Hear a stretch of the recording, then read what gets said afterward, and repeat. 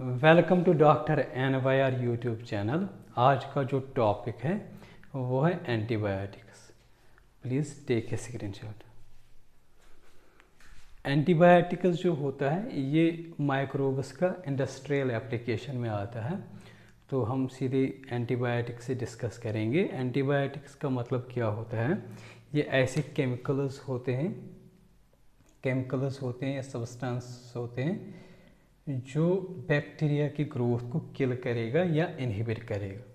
मतलब जो बैक्टीरिया होते हैं उसके ग्रोथ को ये इनहिबिट करेगा या किल करेगा, तो उसी को हम बोलेंगे एंटीबायोटिक्स। तो ये जो भी बैक्टीरिया होते हैं उनको किल करते हैं। जैसे हम डॉक्टर के पास जाते हैं कोई इन्फेक्शन के लिए, तो वहाँ पे क्या होता है, अगर बैक्टीरियल इन्फेक्शन होता है तो वो एंटीबायोटिक्स देता है। तो वो जो एंटीबायोटिक्स जो होते हैं, जो इन्फेक्शन हमें उस किसी बैक्टीरिया से होता है तो उससे वो किल कर देते हैं वो एंटीबायोटिक्स। ये जो एंटीबायोटिक्स जो होते हैं, अगर ये नहीं होते तो बहुत सारी डेडली डिजीज़ जो होते हैं, फॉर एग्ज़ाम्पल प्लेग होता है या वूपिंग कफ होती हैं।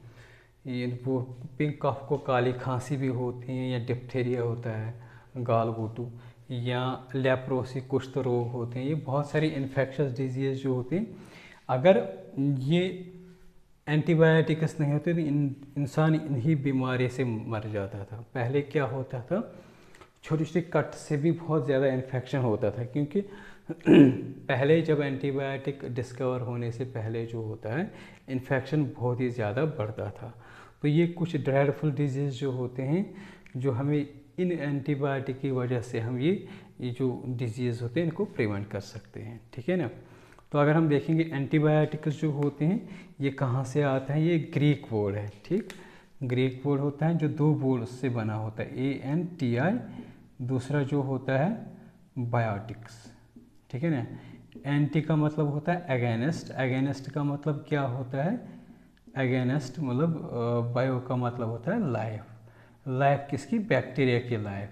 ठीक है ना। सिर्फ एंटीबायोटिक्स बैक्टीरिया को ही किल करते हैं, ये वायरस को किल नहीं करते हैं। तो एंटी का मतलब होता है against the growth of bacteria. इसका नाम, इसका जो मीनिंग होता है यही है। तो ये कहाँ से आया है, ग्रीक वर्ड है। ठीक है ना। तो अगर हम इसकी डिस्कवरी की बात देखेंगे, पहला एंटीबायोटिक जो होता है इसको डिस्कवर किया है अलेक्जेंडर फ्लेमिंग ने। ठीक है, 1928 में। ठीक है ना। ये 1928 में लंदन में 28 सितंबर को। तो जो पहला एंटीबायोटिक था वो था पेंसिलिन। ठीक है ना। ये पेंसिलिन जो होता है इसको अलेक्जेंडर फ्लेमिंग ने किस में से निकाला है, पेंसिलियम नोटेटम। ये पेंसिलियम नोटेटम क्या है, ये मोल्ड है, मतलब ये फंजे हैं। मतलब पेंसिलिन जो होता है इसने इसको किससे निकाला है, इस पेंसिलियम नोटेटम से। ये फंजे हैं। ठीक है ना। ये जो डिस्कवरी थी ये एक एक्सीडेंटल थी। एक्सीडेंटल का मतलब क्या होता, ये जो अलेक्जेंडर फ्लेमिंग जो था ये रिसर्च कर रहा था, अपनी रिसर्च लेबॉर्ट्री में काम कर रहा था, और जिस पे काम कर रहा था वो बैक्टीरिया पे काम कर रहा था। उस बैक्टीरिया का नाम क्या था, उसका नाम था स्टेप्लोकोकस। ठीक है ना। यहाँ पे मैं शॉर्ट में लिख देता हूँ ST। तो ये जो स्टेप्लोकोकस ये क्या करते हैं, जब रिसर्चर या साइंटिस्ट जो होते हैं लेबॉर्ट्रीज में काम करते हैं, ये बैक्टीरिया को ग्रो करते हैं, किस में करते हैं, पेट्री डिश में। किसमें, पेट्री डिश इस तरीके मतलब कांच का होता है, उसी में मीडियम डालते हैं, न्यूट्रिएंट कल्चर मीडियम, जो बैक्टीरियल ग्रोथ को मतलब सपोर्ट करेगा। तो वो मीडियम जब डालते हैं तो ये क्या होता है, बैक्टीरिया इसमें ग्रो होता है। तो बहुत सारे बैक्टीरिया होते हैं जिस पे ये अलेक्जेंडर फ्लेमिंग काम करता था, उसका नाम था स्टेप्लोकोकस। तो ये काम कर रहा, अपना जो भी रिसर्च था इसका वो उस पर ग्रो करता था। फिर वो पेट्रिप्लेट्स जो होती हैं वॉशिंग एरिया में जाता है। मतलब जब इनका अच्छे से जो काम जो होता है, काम करने के बाद इन पेट्रिप्लेट्स को वॉश करते हैं। तो जहाँ पे ये वॉश करते हैं वो वॉशिंग रूम होता है अच्छे से, ये पेट्री प्लेट्स हैं, पेट्री डिशेस को वॉश करते हैं।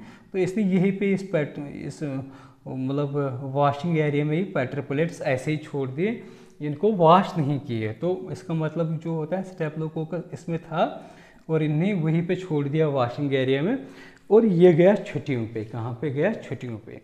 जब ये छुट्टियों पे आया था, ये जो पैट्रिपोलेटिस यहाँ पे थे, इसमें स्टेप्लोकोकस है ना, ये स्टेप्लोकोकस जो ग्रो था, मतलब ग्रो हो रहा था, वो इसमें प्रेजेंट ही था, मतलब इसी में था, क्योंकि इसने वॉश नहीं किए थे। जो स्टेप्लोकोकस जो था, इसमें जब देखा है तो इसमें कुछ और ग्रो हो रहा था। तो जो इसमें ग्रो हो रहा था, जहाँ पे कुछ चीज़ें ऐसी ग्रो हो रही थी, उस एरिया में ना ये जो स्टेप्लोकोकस जो होता है वो ग्रो ही नहीं हुआ है। मतलब ये जो मोल्ड है, मोल्ड इसमें ग्रो हुआ है इन पैट्रिपोलेट्स में, और जहाँ पे ये मोल्ड ग्रो हुआ वहाँ पे स्टेप्लोकोकस जो होता है वो उसकी ग्रोथ इनहिबिट हुई है। इसका मतलब होता है ये जो मोल्ड जो होता है इसने कुछ निकाला, मतलब कुछ सिक्रीट किया, जिससे क्या होता है स्टेप्लोकोकस का जो ग्रोथ जो होता है वो इनहिबिट हुआ है। तो इस तरीके से जब इस पर और रिसर्च हुई, लास्ट में देखा ये जो इसने निकाला है वो पेनिसिलियम ही था, ठीक है ना, पेनिसिलियम ही था। तो उस पेनिसिलियम ने क्या किया था, इस स्टेप्लोकोकस को जो बैक्टीरिया था उसका ग्रोथ इनहिबिट किया है। तो उसको नाम दिया बाद में इसने पेनिसिलिन, और वो कहाँ से आया, किस मोल्ड से आया? पेनिसिलियम, ठीक है ना, पेनिसिलियम नोटेटम। मैंने शॉर्ट में यहाँ पे लिखा है पेनिसिलियम नोटेटम को PN। तो इस तरीके से इसने इस पेनिसिलियम नोटेटम जो पेनिसिलिन निकला, उसने इस स्टेप्लोकोकस का ग्रोथ इनहिबिट किया। लेकिन ये इसकी डिस्कवरी थी, लेकिन बाद में इसको एक्सटेंड किया था 1940 में फ्लोरी ने, डॉक्टर एर्नेस्ट चेन ने, इन्होंने इसको इस एंटीबायोटिक जो फ्लेमिंग ने डिस्कवर था पेनिसिलिन, उसको लार्ज स्केल पे इसको बना दिया। मतलब इसको और ज़्यादा, मतलब ये जो पेनिसिलियम नोटेटम जो है, इसको फिर मतलब बहुत ज़्यादा ग्रो किया इस फंगस को, यहाँ से इस पेनिसिलिन को निकाल दिया, और इन्हें क्या किया, लार्ज स्केल पे इस पेनिसिलिन की जो है स्केलिंग, लार्ज स्केल पे इसकी प्रोडक्शन की है। तो इन्हें किस पे वो फिर अप्लाई किया है, जो अमेरिकन सोल्जर्स ज़ख्मी हुए थे वर्ल्ड वार सेकंड में 1945 में, तो वहाँ पे उसने उन मतलब सोल्जर्स जो होते ज़ख्मी हुए थे उन पे वो यूज़ किया है। बाद में 1940 में क्या हुआ था, फ्लेमिंग, ये फ्लोरी एंड चेन जो है, तीनों साइंटिस्टों को क्या दिया है, इनको नोबेल प्राइज़ दिया गया है। लेकिन नोबेल प्राइज़ जो होता है वो बायोलॉजी में नहीं मिलता है, तो इसलिए इनको किस में मिला है, मेडिसिन में, क्योंकि मेडिसिन में इन्होंने क्या किया, मेडिसिन में ही आता है ना एंटीबायोटिक्स, इसलिए इनको मेडिसिन में ही अवार्ड दिया है। तो इस तरीके से अगर हम देखेंगे जो पेनिसिलियम नोटेटम PN जो होता है, इससे क्या हम ऑब्टेन करेंगे, इससे हम करते हैं माइक्रोब, इससे हम पेनिसिलिन एंटीबायोटिक प्रोड्यूस करते हैं, और ये माइक्रोब ही होता है, ठीक है ना, ये माइक्रोब्स ही होता है। तो और भी माइक्रोब्स होते हैं जिससे हम एंटीबायोटिक्स बनाते हैं। मतलब इसका पेनिसिलियम नोटेटम का एक और फंज है जिसका नाम होता है पेनिसिलियम क्राइसोजेनम, तो इससे भी हम पेनिसिलिन निकाल सकते हैं। और भी है, फॉर एग्जांपल स्ट्रेप्टोमाइसिन, ये भी एक एंटीबायोटिक है, इसको हम किस बैक्टीरिया से निकालते हैं, स्ट्रेप्टोमाइसिस ग्रेवियस। इसी तरह से बेसिट्रेसिन, इसको हम निकालते हैं बेसिलस सब्टिलस, ये भी बैक्टीरिया है ना।